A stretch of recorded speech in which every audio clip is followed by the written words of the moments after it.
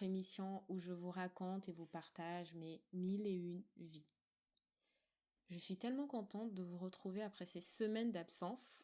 Oui, je sais, ça commence mal. Mais avant, je voulais vous remercier pour vos retours sur l'épisode 2, la quête du Saint Graal qu'est le CDI. Savoir que vous êtes là, que vous m'écoutez, ça me touche énormément. Merci aussi à toutes ces personnes qui n'ont pas cessé de me chercher et de me demander la suite des épisodes. Alors, tu en es où? Quand est-ce que tu nous sors le prochain épisode? Mais bon, je suis de retour avec l'épisode 3, rattrapage. Alors, pourquoi ce silence? Pour ma défense, la première semaine, j'étais malade, totalement aphone, et je peux vous dire que c'était pas beau. Je me sentais pas bien à cause de la rhinite allergique. J'avais tous les symptômes en ébullition, et je n'avais pas accès à mon traitement. Et la semaine suivante, disant que mon moral était à terre. Vous connaissez ces périodes où on a envie de rien faire. Je pensais à tout. Le podcast, mes finances, le CDI, je me posais des questions sur la religion, comment m'en sortir, sur l'organisation d'inbox, est-ce que je dois montrer ma tête ou pas, sachant que je ne suis pas très à l'aise avec. Mais bon. Mais jour après jour, je ne lâchais pas. Mon cerveau persistait à trouver, à réfléchir, à essayer de trouver des réponses, des solutions face à toutes ces problématiques. Et là, je me suis demandé, mais pourquoi je n'abandonne pas? Pourquoi j'ai tellement envie de m'en sortir? Et là, je vous retourne la question, plutôt les questions. Pourquoi vous avez envie de réussir? Pourquoi vous en voulez tellement? Du moins, à quel point vos blessures vous ont poussé à avancer ou vous poussent à avancer. En étant dans mes pensées et en relisant quelques lettres que je m'étais écrites, je me suis rendu compte que je suis une grande pleurnicheuse. Je pleure tout le temps. Et durant ces moments, en lisant surtout mes lettres, je me répète à chaque fois que je suis fatiguée, fatiguée, fatiguée. Et là, j'ai senti la détresse émotionnelle. Rien qu'en relisant tout ce que j'ai pu écrire durant ces années. Et là, je me suis encore reposé la question, mais pourquoi je n'ai pas abandonné? Pourquoi je ne me suis pas posée dans un coin en me disant, c'est bon, j'arrête tout, j'en ai marre en fait. Et là, je me suis dit, il est hors de question d'abandonner. Et je peux vous dire que quand j'ai pensé à ça, tout de suite, mes épaules se sont redressées toutes fières, il est hors de question d'abandonner. Je me suis dit, qu'est-ce qui vient de se passer? En vrai, ce n'est pas un mantra, je ne me l'avoue pas développement personnel, ce n'est pas un mantra que je me répète chaque matin, mais j'ai l'impression que c'est quelque chose qui est inscrit en moi. Je ne saurais vous donner une définition exacte de ma réussite, mais je sais ce dont je vais être à l'abri, de certaines douleurs sociales, psychologiques, matérielles que j'ai trop souvent connues. C'est pour ça que je ne veux pas abandonner.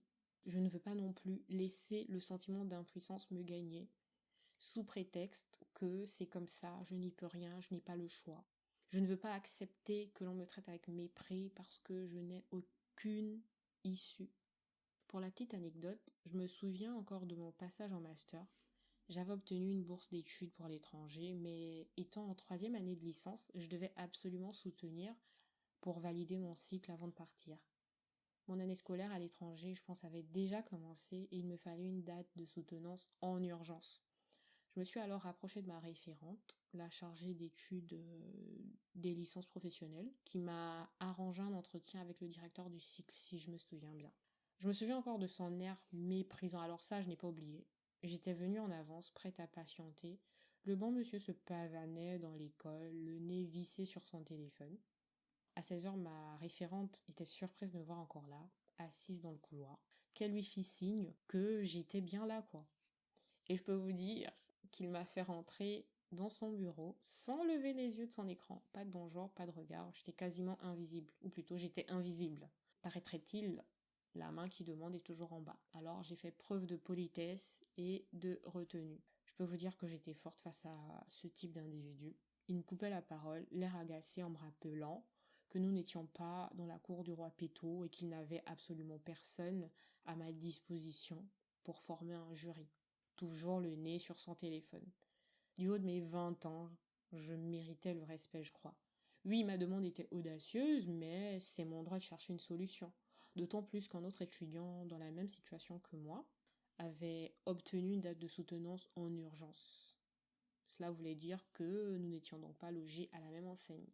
Sans vouloir cracher dans la soupe, je dénonce juste le comportement inacceptable de l'autorité que pouvait représenter le membre de l'administration qu'il pouvait être. Je suis sortie de cet entretien en colère, paniquée. J'en ai parlé à ma référente, les larmes aux yeux, qui m'a assuré qu'elle me tiendrait informée si quelque chose venait à changer. Et en début de soirée, j'ai finalement reçu un retour favorable. Je soutenais le lendemain directement. Ce jour-là, j'ai ressenti une profonde injustice. J'avais l'impression d'être invisible, de quémander pour obtenir ce qui est légitime. Ce n'est pas le non qui m'a blessée, et même là, il n'a pas dit non. Il m'a jeté son dédain sur le visage. Le mépris, je dirais, c'est plutôt le mépris qui m'a dérangé, la condescendance. Ce regard qui dit ouais, tu ne comptes pas et c'est moi qui décide. Et voilà pourquoi je n'ai pas envie d'abandonner. Voilà pourquoi j'ai faim de réussite. Parce que la réussite, ce n'est pas qu'une question d'ambition ou de reconnaissance. C'est une manière aussi de s'affranchir d'un système qui nous traite comme des quantités négligeables. Parce que trop souvent, des personnes qui détiennent un pouvoir décident en toute impunité qui mérite d'être aidé et qui peut être ignoré. Rappelez-vous Cersei Lannister face à Littlefinger dans Game of Thrones, quand elle dit « le pouvoir, c'est le pouvoir ». Cette scène m'a autant intriguée que Littlefinger débute en disant « le savoir, c'est le pouvoir ». Dans un cynisme absolu, Littlefinger cherchait à s'affranchir du système en place en s'élevant lui-même. Il a cherché à s'affranchir, mais aussi à détenir le pouvoir absolu. Bien sûr que je ne cautionne pas son ambition démesurée, parce que il pensait être le maître de la manipulation, il s'y est cru. Mais pourquoi avait-il autant faim de réussite? Sa réussite, sa quête de réussite n'était pas seulement liée aux échelons qu'il devait gravir, mais plutôt parce qu'il voulait aussi défier le système et prouver que lui, en tant que petit seigneur, pouvait surpasser les grands noms du royaume, quoi. Regardez autour de vous, on a tous des Littlefinger quelque part, amis, parents, proches, prêts à tout pour être cités parmi les grands noms. J'ai faim de réussite, ok, mais pas jusqu'à ce point, quoi. Bref, pourquoi je ne veux pas abandonner, pourquoi j'ai faim de réussite? J'ai faim de réussite parce que j'ai faim de réussite pour toutes ces fois où je me suis sentie lésée, accablée par la situation. Je me souviens encore de cet épisode où j'avais besoin de soins dentaires. En arrivant au cabinet, j'ai découvert que je n'avais plus accès à la mutuelle de mon père. Il avait perdu son travail, ça peut arriver. C'est à ce moment-là que j'ai compris une chose, tomber malade était un luxe que je ne pouvais pas me permettre. En grandissant, j'ai développé une certaine peur à l'idée de tomber malade. À la maison, c'était parfois un sujet de tension entre ma mère et moi. Elle me disait, tu sais, je n'ai pas d'argent, c'est toi qui ne te couvres pas assez. Oui, parce que j'étais très maladive, on va dire. Je suis née avant terme, ce qui a entraîné un certain défi de santé dès mon enfance. Et ce n'était pas tout. Parce que j'étais prématurée, on m'a toujours vue comme une personne fragile, maladive et en plus de ça, asthmatique. Je n'arrange pas les choses, quoi. Plus les difficultés financières s'accumulent, plus je devais veiller à ne pas tomber malade. Tout le monde n'a pas la chance d'avoir une bonne couverture santé. Attention, je ne dis pas que ma mère ne prenait pas soin de moi. Elle faisait de son mieux, mais à force d'entendre ses reproches, j'avais fini par développer la peur irrationnelle, celle de tomber malade. C'est comme un enfant qu'on gronde sans cesse à cause de son poids. À force, il finira par avoir honte de manger. Sur moi, j'avais tout le temps mon inhalateur, le Fervex, des anti-inflammatoires, que je prenais tout le temps, quoi. Le nécessaire en cas de symptômes. Petits symptômes, je prenais des médicaments. Pour rappel, je sais que je ne terminais jamais un traitement parce que je n'avais pas assez pour le poursuivre. Je sais qu'à plusieurs reprises, les médecins m'ont toujours fait remarquer ma négligence. Pourquoi vous n'êtes pas venu avant? Parce que je n'avais pas d'argent. Tout simplement, c'était logique, quoi. Je m'étais plutôt abonnée à la pharmacie. Dès que je ne me sentais pas bien, j'allais tout de suite en pharmacie prendre des comprimés pour X et Y symptômes. Ma soif de réussite aussi n'est pas un simple caprice, c'est une nécessité vitale ancrée dans mon vécu, dans mes expériences. La précarité, les difficultés financières, les défis de santé ont façonné ma vision du monde et mes ambitions. Je me rappelle de ces jours où ma mère cherchait des solutions pour qu'on s'en sorte. Elle a tout essayé. Livrer des petits déjeuners à une entreprise, concocter et vendre des épices maison, des marinades, C'était une sorte de Martin Matin, quoi. Lol. Mais bon, ça n'a pas suffi. Alors on s'est lancé dans un autre projet, commercialiser du poulet fumé auprès de grandes surfaces. Je revois encore ces 2 grands barbecues en fût de bière, une dizaine de cartons de poulet à dégivrer, nettoyer, mariner, fumer, emballer, congeler. Le tout en un temps record. Tout devait être prêt en un temps record pour assurer les livraisons. J'étais mentalement épuisée, rien qu'à l'idée de ce qui m'attendait en rentrant de l'école. Et je n'ose même pas imaginer ce que ressentait ma mère. Elle, en journée, elle devait s'occuper des approvisionnements, des courses, de la maison, de ma petite sœur, de ses autres petits business. Moi, dès que je rentrais de l'école, j'enlevais mon uniforme et je mettais la main à la pâte. Pas forcément de gaieté de cœur. Et le lendemain, à 6 heures du matin, ma mère chargeait le tout dans un véhicule et partait livrer. Je me souviens de ces matins où je la voyais faire, j'étais partagée entre la tristesse et la colère. Pourquoi devait-on subir tout ça? Pourquoi on avait à faire tout ça? Mais bon, pour survivre, pour manger, ma belle. Je pourrais raconter encore tant d'histoires, les frais de scolarité impayés, l'année sabbatique forcée, les soins médicaux hors de portée, l'impuissance face aux difficultés de mes parents, les chaussures trouées, les jours où il n'y avait rien à se mettre sous la dent, les petits boulots enchaînés juste pour tenir la tête hors de l'eau. Je rentre, comme quoi, je me rappelle d'une autre fois, je rentre à la maison, épuisée, prête à m'écrouler sur mon lit, et bam, coupure d'électricité. Encore.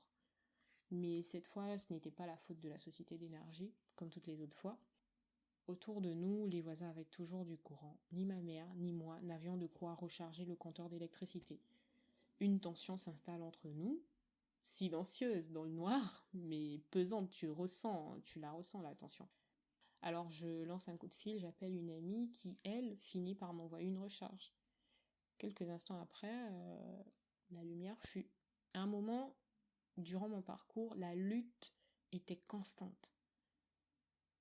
La lutte était constante, juste pour faire le lien avec la fatigue émotionnelle mentionnée plus haut. La lutte était tellement constante que j'avais l'impression de courir sans jamais voir la ligne d'arrivée. Et c'est précisément dans ces moments-là que certaines solutions surgissent comme tombées du ciel. Hashtag les sugar daddies. Je me souviens d'une fois où je sortais d'un job tard le soir. J'avais à peine de quoi payer le transport. Alors j'ai décidé de prendre un taxi pour faire la moitié du chemin, puis de finir à pied. Je me suis endormie quelques instants. À un arrêt, j'ai senti un bras se poser sur moi, sur mon épaule. Et là, quand j'ouvre les yeux, je vois un vieux monsieur bedonnant qui me sortait de mon sommeil. Et là, il me proposait de payer ma course et me tendait sa carte.